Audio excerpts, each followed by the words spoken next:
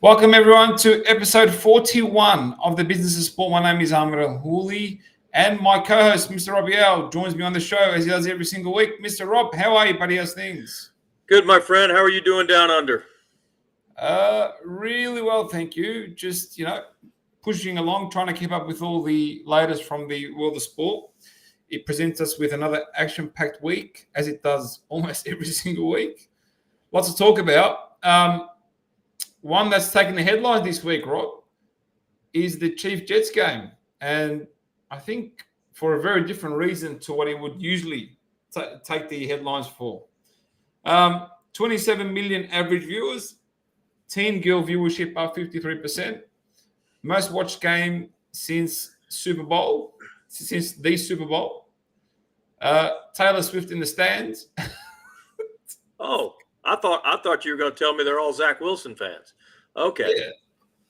Well, that's what I thought until I jumped on X, formerly known as Twitter. So yeah, it's madness. You watched the game? Yeah. Well, again, I'm a fan. I watched the game because I had some fantasy some points in that game. So, but yeah, for the second week in a row, we've got the Chiefs in a prime time position. We've got Taylor Swift and her entourage, booking a suite that night. We're talking about Taylor Swift, Ryan Reynolds, Brooke Lively, and Hugh Jackman are in the booth, and I'm more interested. Wolverine. Wolverine and Deadpool were there. It has nothing to do with the Swifties, but again, it's a not the conspiracy theorist in me, but if the NFL is looking to diversify its audience and get its ratings up, that's one hell of a way to do it, and they're certainly accomplishing it. And by the way, a pretty decent game broke out. By the way, and had it not been for a fumbled snap and maybe a questionable pass interference call. What about that hold? Well, the hold on the 20-yard run, the pass interference call. There's a few things that NFL did this. Yeah, they were like, we need these guys to win. But no, look, overall, I think it was obviously another successful night. I mean, I could care less about whether or not Taylor Swift is there or not. But we're a society that embraces celebrity. I mean, we've seen it with college football as well, with who's on the sidelines this week for the Colorado game, which will be here in Arizona.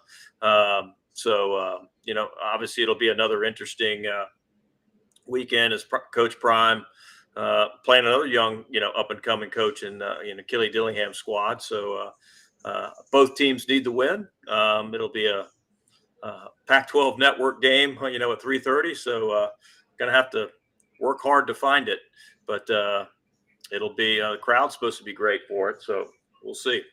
Are you a Swiftie, Rob? I'm not a Swiftie, sorry. But neither is my daughter. So I guess I can maybe I'm in the minority here, but tip of the cap to that young lady. She's doing great things with her music, and my nieces are big fans. No surprise. I mean, let's look at some of the numbers. An additional 2 million female viewers tuned into the broadcast. I think, well, from what I can see and what the numbers are telling us, the NFL is laughing all the way to the bank. These are new eyeballs. Imagine they then announce Taylor Swift is performing at the halftime show. What is it, next year? In Vegas. Yeah, I mean, imagine that. That would be insane. If we look at some of the go on, mate. Yeah, I was going to say, we were talking earlier about your AFL, grand finale down there. I'll take the band that opened up that that show over Taylor Swift for a halftime show at the Super Bowl. Kiss did some damage down under, and we'll get to that later. So some of the stats that were sort of recorded by Front Office Sports is some of the broadcast, the cutaways to Taylor Swift, 17. the commercials for Swift's new movie, 2. A commercial with Travis Kelce in them, 3. A commercial with Patrick Mahomes in them, 2. We're not used to seeing that. It's usually he's the one up the top. And Andy Reid featured in 1 commercial. So what's going on? Tables are turned. Kelce's all the way up the top, and he's getting all the limelight, and it's all happening. He's in a bunch of different commercials right now. He is utilizing his status as a pitch man, across multiple platforms right now. And look, that's if I'm the ad buyer and I've got Travis Kelce, and I'm trying to push a Taylor Swift movie, show, whatever. That audience is tuned into that show, knowing that the Chiefs are playing and she's in the crowd. So it is, high density, advertising right there. So, they're hitting a targeted market, no doubt. From a numbers perspective, can we put a number on her added value? Well, I mean, I don't think that there was a price premium. I mean, there's already a premium on Monday Night Football, as it's a standalone broadcast. But what you probably saw was maybe some ad buys in the first half that you otherwise wouldn't have seen, because I think there was probably the assumption by many advertisers that game was going to be over by halftime. And the fact that they didn't get blown out, and it really kind of came down to the wire, maybe had some premiums for someone to move from a third or fourth quarter up to a first half position, and maybe swap spots with someone for that, kind of some horse trading amongst advertisers. But I mean, her, where we're seeing her impact obviously is viewership. Obviously, Travis himself is seeing, personally a huge growth in his following, seeing his jersey sales move into the top 5. So obviously the NFL is capitalizing on the royalties of the sales of jerseys, things of that nature. And, by the way, all of a sudden, you've got, heightened interest in the Chiefs. Not that they already got a solid fan base, obviously, as the defending Super Bowl champs, but now you've not only got that, defending a title, but now you've got this, royalty. This is a Charles and Diana kind of thing. This, celebrity, matchmaking thing going on, in the course of the season. So obviously there's a team that's got to focus. It's a sideshow, clearly.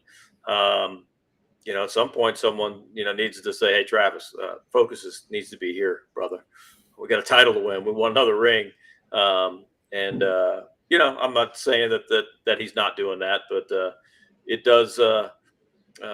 If you remember, Michael Jordan, traveling with the Bulls, it was an absolute sideshow.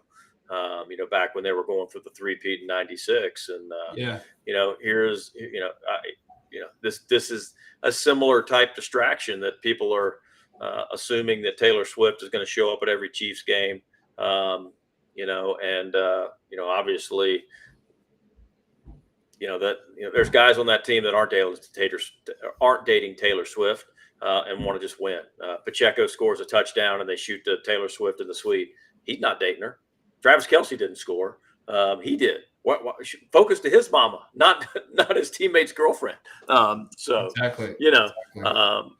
At some point, we've got to get back to programming reality, and but it's entertainment, and as long as it's active and something to be talked about, there are going to be cameras focused on it. So if we take the regular fan or the regular business executive, sports business executive, wouldn't have, doesn't really go behind the scenes when it comes to the broadcast world and advertising spots and whatnot. So if you can just explain to us, take us through that whole, how you move advertising spots from the first half to the second half, what price difference there could be in games like this, potentially. Is there a huge difference in markup, so on and so on?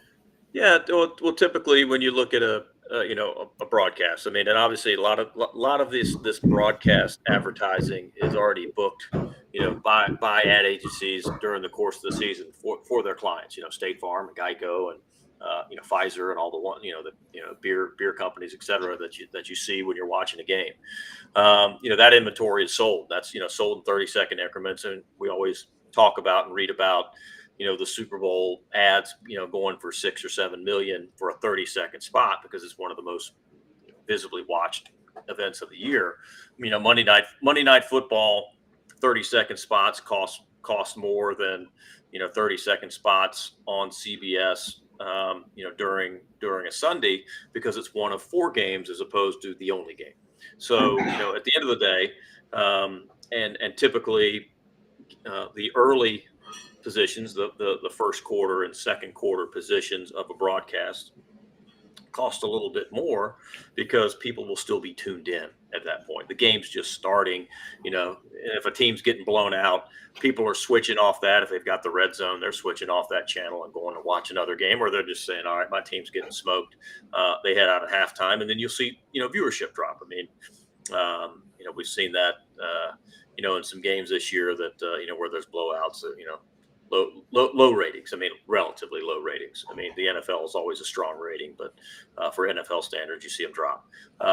And, like I said, from a horse trading standpoint, there's, brands that are aligned with Travis Kelce or Patrick Mahomes, obviously if Aaron Rodgers were playing, you probably would have seen, Aaron Rodgers related ads, would have been, very involved in this broadcast. And so, there's probably content that, was, Aaron Rodgers was a spokesperson for this year that he's been moved out of that because he's not playing, and they're running ads with other messaging in it. So what you see kind of that movement of maybe they had bought, a schedule that had throughout the game, but maybe a third quarter or fourth quarter ad. The network came to him and said, hey, we've got XYZ company. We'll move to the fourth quarter if you want to move one of your ads up to the first quarter because, you've got Taylor Swift's, movie, or you've got her, you're promoting her, the restart of her tour or something, or, hey, Travis Kelce's got his Pfizer ad, or he's got his, he's got 3 or 4, I think he's got a Lowe's ad and some other things that he's working on. So maybe those opportunities were presented to the ad agency by the network saying, hey, do you want to, kick in another $100,000? We can move you to the first quarter and still be on when the game's close, as opposed to, the assumption was this game might be, 41-7 because Aaron Rodgers is out and Zach Wilson is obviously not Aaron Rodgers. But what we got was another primetime Jets performance, and 23-20 finish, and right down to the wire, and actually they had some momentum until the fumbled snap and the turnover, and the Chiefs were able to actually run out the clock. Never punted the ball after that, and obviously some fortuitous plays, a long third down run and a pass interference call that kind of ended the game. Interesting. That's a very interesting insight into the way things work. All right, we'll keep going. Feastables, Mr. Beast's chocolate brand or confectionery brand, it has signed a deal with the Hornets. Really interesting deal. I believe it's a very smart deal on behalf of the Hornets because you pretty much engage Mr. Beast's audience now, which is a much younger audience than what would usually be engaged into the Hornets. So they'll have the prime branding position on the team jerseys. The team includes collaborations on content, digital media, and marketing, which is a big deal because Mr. Beast is the most subscribed YouTuber in the world. I think he's got a total of 200 million plus subscribers. And Go on. Well, I was saying at some level we've watched Taylor Swift, rise up popularity of Travis Kelce and sell his jerseys. Here is a different strategy where you've got a massive influencer in Mr. Beast who has a brand, who's now putting that brand on the Hornets, no longer owned by Michael Jordan, so you don't have that cachet. But now, that team has Mr. Beast and his following, promoting. So Mr. Beast is going to start doing podcasts wearing a Hornets jersey with his logo on it. And so all of a sudden, you see, this is a huge victory. As the Hornets are actually getting paid for this, exposure. And I'm, not familiar with the terms of the deal, but the jersey patch, is a $5 to $10 million a year commitment, for most of the teams. Obviously, you've got teams like the Warriors and the Lakers and the Celtics that are, pushing, up, closer to 20 million a year for their jersey patch deal. But, a team like the Hornets that not competing for playoffs and, other than Michael Jordan, they weren't famous for much of anything. Now, they're relevant for a different reason. Obviously, they want to be relevant on the court and win games. But in the meantime, this helps sells merchandise, brings, like you said, a fan base and an audience globally that follows Mr. Beast. What team do you think he's going to be talking about in the NBA now? The one that's got his logo on it. So exactly, that's playing chess when it comes to do I take a deal from M&M Mars or do I do a deal with this massive YouTuber? And we've seen some similar deals with the Prime hydration drink with Jake and Logan Paul doing their deals, and obviously going head to head with Gatorade, Powerade. So you can see this celebrity status, kind of changing the game and bringing some challenger brands into major league sports deals that are again, let's see how this works out. I don't know where I can buy this candy bar, but I'm sure that it'll be available here in the U.S. quite soon. Certainly in Charlotte. Apparently in Walmart. But this is this is the most interesting thing that I found is it replaces a $5 million a year partnership with Charlotte-based digital loan marketplace Lending Tree. You're going from this traditional finance-based sponsor to a very innovative sponsor in Feastables that's going to be it's going to bring a ton of attention from a very different audience base. And I believe there's a ball that plays for the Hornets. Is that correct? Yes, LaMelo. Yeah. So look, he's also got a huge name himself. So it sort of goes hand in hand. Young audience, young stars. I could see this one working out for him, if I'm going to be totally honest with you. Oh yeah. Look, it's a brilliant play. I mean, look, we've seen the NFL convert, the Jaguars and Falcons game into a Toy Story, anime and Andy's room. I mean, totally different audience, that got up and watched that game for lots of different reasons. So again, it's just another way to establish and to activate a younger audience, because at the end of the day, the NBA needs to, backfill and, its fan base, for the next generation. And there's a lot of, 200 million people follow this guy and consider him relevant and follow what he does. And so all over the world, literally, he's got channels. And look, the NBA is a global league. So, here's an opportunity for the NBA and the team, to do this deal. I mean, obviously, a team like the Lakers or the Warriors probably doesn't need this, right? A team like the Hornets, that they need this kind of exposure. This is a type of deal that they need to be, think outside the box a little bit. I commend them for doing it, and it'll be an interesting one to follow. Does all of a sudden Feastables, move its way into Halloween candy here this Halloween, or so I don't know. We'll see. We'll go to Walmart and see if they're selling it by the bag. Mr. Beast is a marketing genius. He's got his channels in multiple languages, in Spanish, in all these different other continents as well. So they're getting, if their deal is to get exposure to all that, that's absolute genius. But anyway, we'll move on. There's been some information that's been leaked about the advertising rates for the Sphere, the MSG Sphere. Apparently, some of the numbers are pretty interesting. We'll go through them, then we'll come back to you because you worked on this project personally. $450,000 for the day, $650 for the week. That's cheap.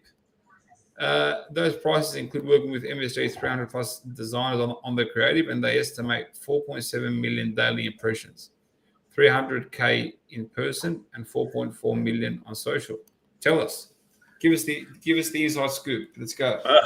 Yeah, well, those are some steep numbers. I have seen a pitch deck that those are numbers that are quoted, but I'm not convinced that those are the numbers they're getting. You can ask all you want and put those numbers out there. I know for a fact that Fox got $7 million a spot last year. There was no doubt that. I talked to people that actually wrote the check on that, but I have yet to talk to someone that's written a check for a $450,000 daily ad on the Sphere. But look, you're correct in the fact that it opened this weekend with U2 shows sold out for the weekend. Lots of exposure. We've seen obviously as leading up to its opening, with the when they had the basketball for the NBA Summer League, and we've seen lots of different versions of the Sphere, showcased, on social media. I mean, they've done a great job of marketing that. Now that it's an operational venue, and you've got the daily shows, and then you've got the U2 residency going on, it's going to be a destination. Vegas is obviously a hot destination right now. We've got events every weekend. We had the big fight this weekend. You've got Formula One, coming next month.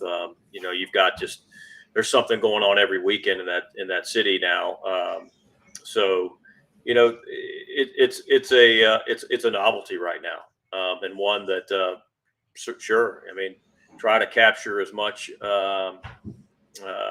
as you can, financially on the advertising standpoint. I know that there's some upcoming, sponsorship discussions.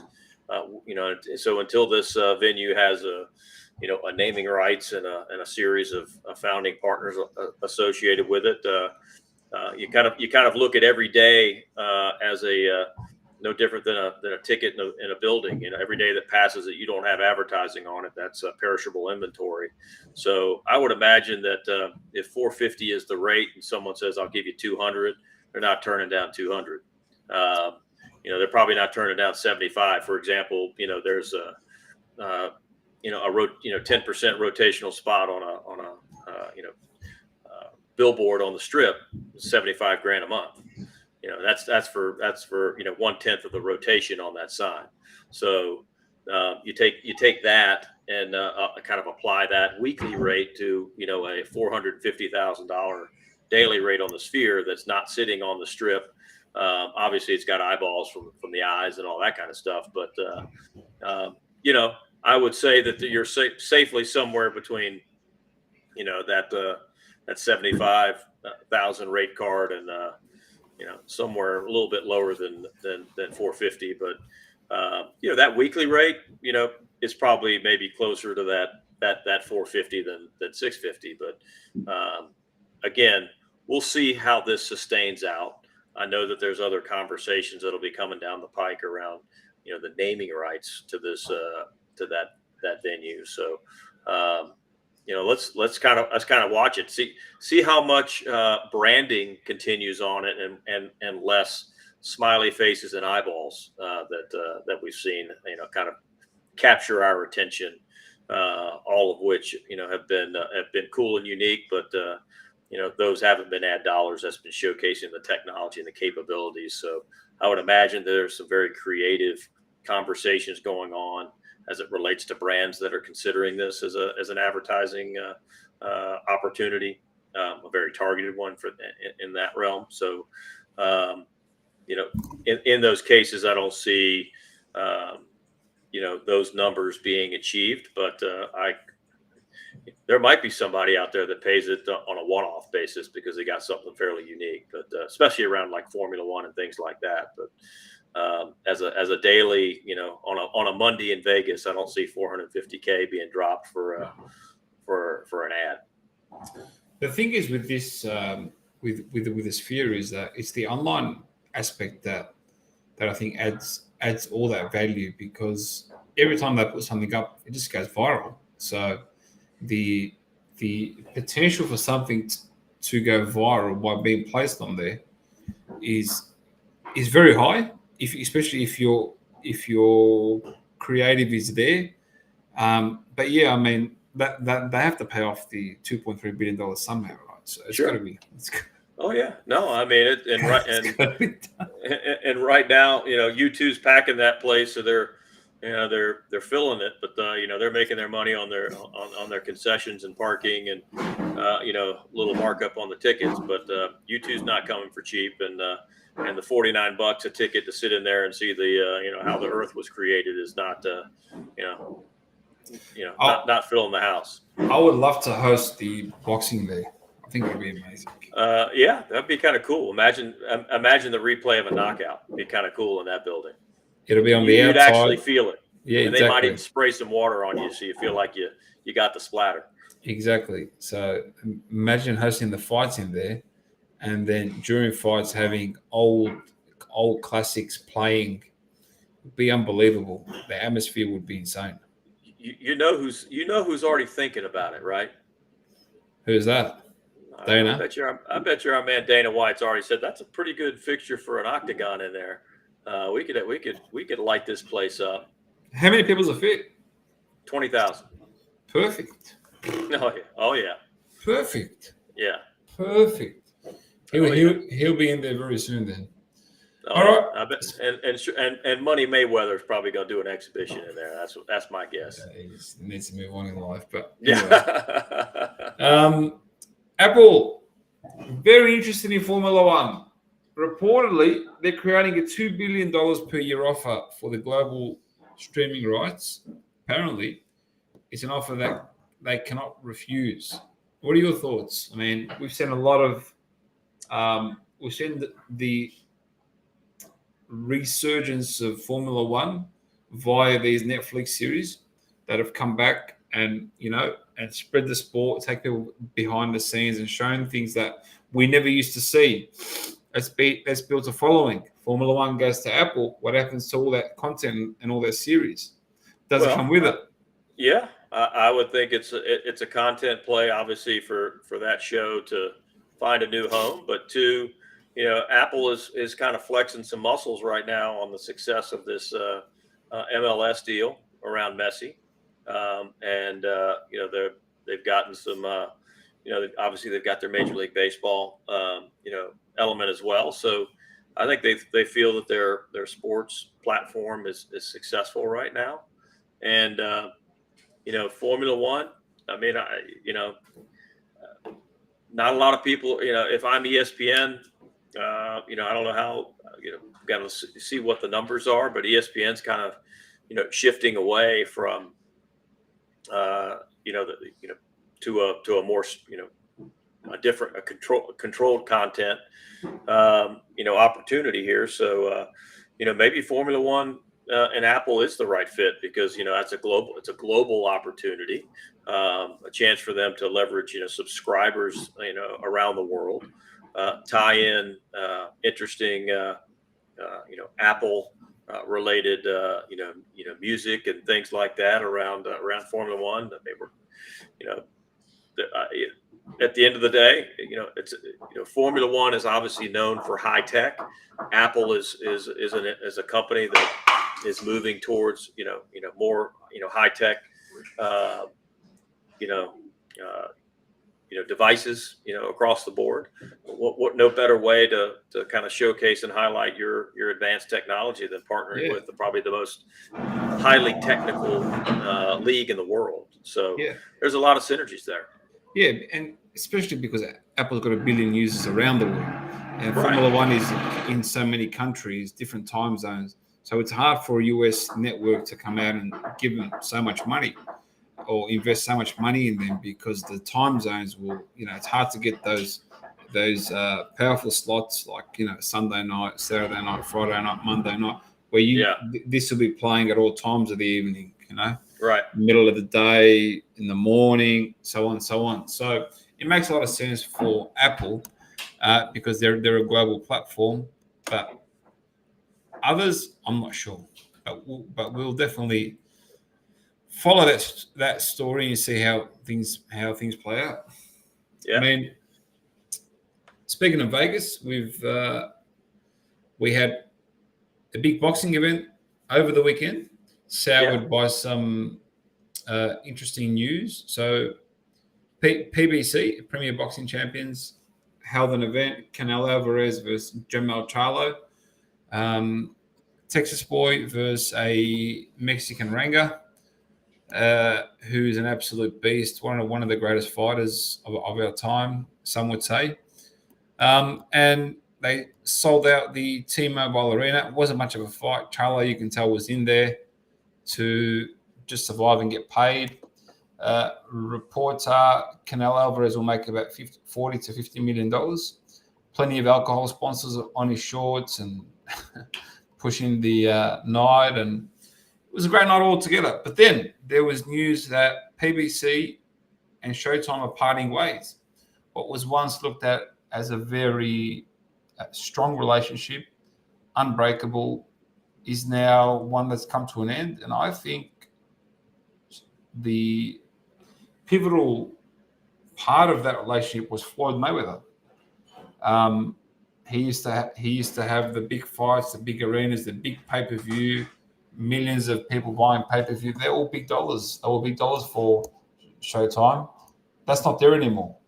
So our good old friend Al Heyman needs to go find a new network, a broadcast network, and it's going to be an interesting search, because when PBC first came into the world, I think it was 2016 or 15, they bought up all the networks from NBC to Spike to Fox, everywhere.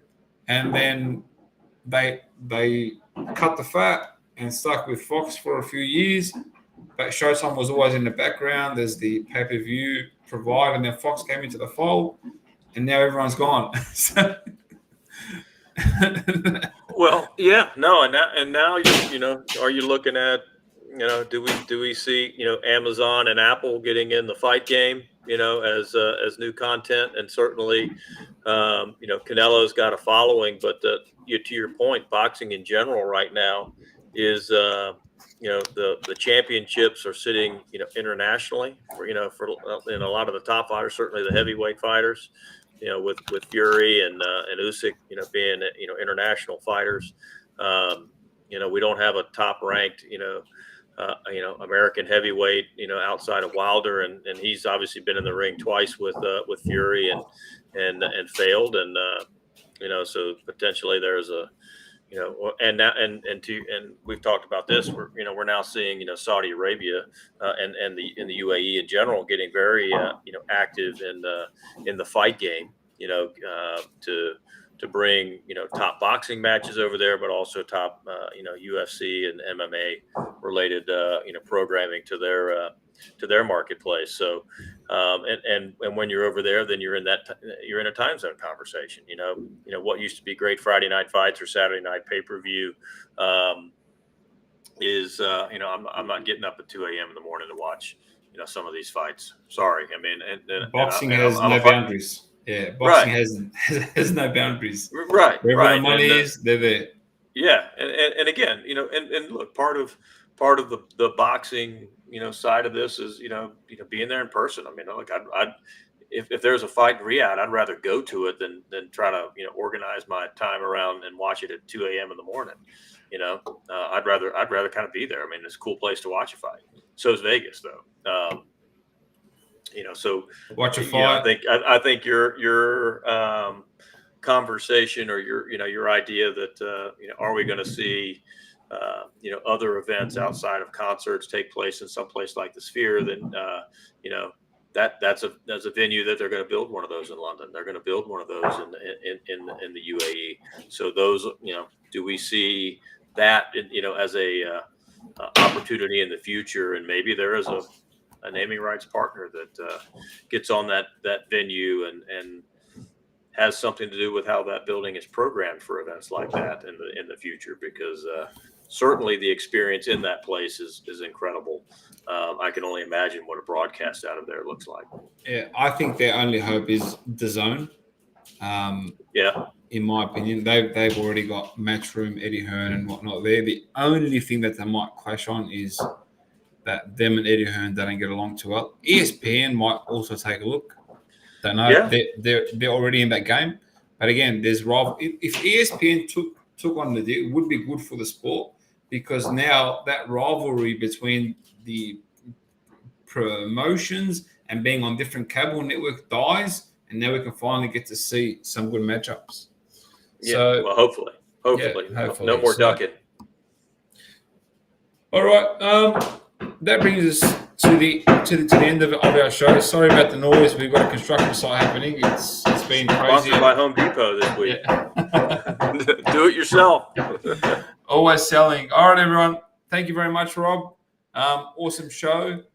As always, do you have any parting words for us?